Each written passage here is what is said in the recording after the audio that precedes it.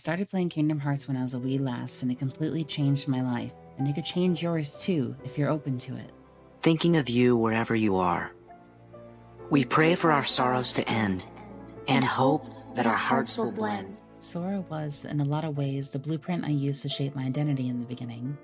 I grew up a little too independent for my age, and I had always felt like I had to raise myself on a certain level, because although my family loved me in their own way, from a young age I felt like I wasn't of this world, and couldn't really relate with them for the longest time. Hell, for a hot minute, I was convinced I was adopted. One of my sisters even made the joke that I was. I didn't really start to see the similarities to my family until I was much older, but even now, that feeling remains. Something still felt off about my life, so I searched for something or someone who made me feel like I truly belonged at that time. The first person to make me feel truly safe and less alone was Sora. The moment he appeared on screen with his beautiful ocean eyes, I knew that he was a brilliant light that I couldn't help but gaze at in the midst of my darkness. I know how corny this sounds, just stay with me. He was a boy who sees the good in others, who can't help but meddle in the affairs of other worlds, and the hearts that reside in them, because he couldn't stand back and watch people suffer even if he wasn't from their world. He had the power to connect with any heart he touched, and he made a difference no matter where he went. He was everything I wanted to be, and I heavily resonated with his way of life. Born into an environment too small and mundane for someone who had a longing for something more, something beyond his little world. I too had that longing to leave my little world that I felt too big for, as I'm sure a lot of us feel. I too wanted to connect with the hearts of others, to see the light in their hearts and to help it grow brighter. Sora continued to remind me through the years it was okay to show others the light I kept inside, and that it was okay to see the best in everyone, even when it was difficult to see, and if needed, protect them from outside forces, like the darkness. Unfortunately, not everyone in our environments are receptive to that way of life. I think that's just kind of a normal experience that we all have. And unfortunately, a lot of people aren't the best. It's hard to trust people these days, and I completely get it. I have trust issues. But the great thing about Sora was that he always reminded me that it was okay to trust people. It was okay to let them in. Because although a lot of people have their own darkness that they fight with, there is still some good there. Now, that doesn't mean you gotta let everybody in just because they got good qualities to them. You know, it's okay to trust somebody if you feel like you can. And I think the thing I love the most about Kingdom Hearts is it didn't really shy away from showing that side of things as well. We learned from early on in the game that darkness consumes worlds and Heartless are born from the darkness in people's hearts. We have Handsome Ansem in the first game looking too hot for his own good and trying to fuck shit up, but that didn't stop Sora. Sora held on to his beliefs and moral compass. The darkness or the crusty people associated with it didn't stop him from looking for that light even in the deepest of it. He didn't hide from the shadow but fought against it and pierced through the dark with his brilliant light, even if it meant putting himself in danger. Sora is the GOAT. No one can change my mind on that. The other boys are great too, don't get me wrong. Hell, half of the boys are linked to Sora. So they're kind of just like, they're all just different flavors of him, you know? Except Ventus. Ventus was originally his own person. But Roxas, yes, he's his own person, but we all know where and who he came from. Let's not forget. Anyways. Now, when I got older and BBS came out, we were introduced to Terra, Aqua, and Ventus. The one who stood out to me the most was Aqua, and I didn't understand why until I was further in my adult years and understood myself better. While Sora was the person I strived to be, I grew up and became more like Aqua without realizing it. Struggling with the expectations of the adults in my life, torn between my duty and my heart, perfectionism, and being the caretaker in the friend group who put others before myself. Aqua went through it as the story unfolded in BBS, and I felt called out by her character. The way she handled the Keyblade Masters, the obstacles in her way, the changes in her connections with Terra and Ventus, and the sacrifices she made to save them. The way she reacted to all of it, including the trauma she developed in the World of Darkness, was very much me in a lot of my own life events.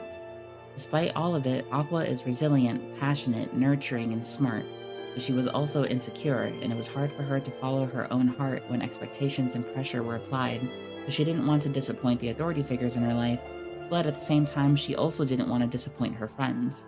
If you also resonate with Aqua, just remember that it's okay to put yourself first when you need it, and always stay true to who you are no matter how much pressure is applied to you, because life is too short to waver from what truly matters. No one is worth dimming your light for, and you are the only one you have to live with at the end of the day, so make sure it's someone you actually enjoy being around.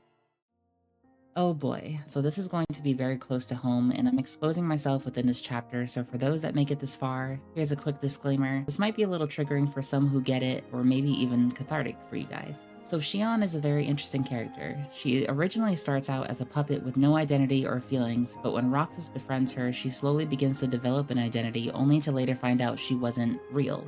Now, I don't know how many people in the KH community fully believe what I'm about to say, but I've seen a lot of people online say Xion is an allegory for trans identity, and I can totally see it. The way Xion is treated throughout days heavily and painfully resonates with me, because as a trans woman, I've experienced very similar treatment from people who didn't respect me enough to treat me like an actual person, and I'm sure many other trans people have experienced this as well. Especially at the start of the trans journey where you're just starting to change yourself physically, whether it's appearance or your voice. Those phases in someone's transition can leave some people on the outside of it confused and a little put off by the whole thing, which can result in them treating their trans friend as if they're less than a person. Because it can be very hard to repaint a new image of someone when they haven't fully sculpted their new self, or rather, who they always have been inside. There are lots of parallels to be drawn between trans identity and Xion's story. The whole premise of her appearance changing depending on who is looking at her has always been fascinating to me, because it reminds me of how different people react to me once I come out to them. Some people will see me for who I am, some will see me as what I used to be,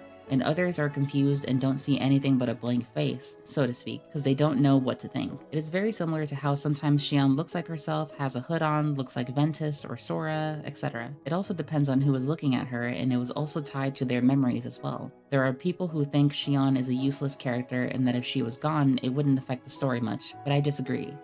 I think she deserves to exist and be remembered. She was integral to Roxas's story and character development, and also a badass in combat. I will die on that hill. But just remember, if you also resonate with Xion, it's okay to be the person that you know that you are, despite how anyone treats you. Because how people treat you is ultimately a reflection of how they feel about themselves, and the lack of wisdom and knowledge that they have of the world. People can only know you as deeply as they know themselves. At least that's a saying I've heard. The overall premise of the game is about connecting with hearts, finding one's identity, fighting for the people you love, embracing those who didn't receive enough love, and sometimes redemption for those who got too close to the darkness.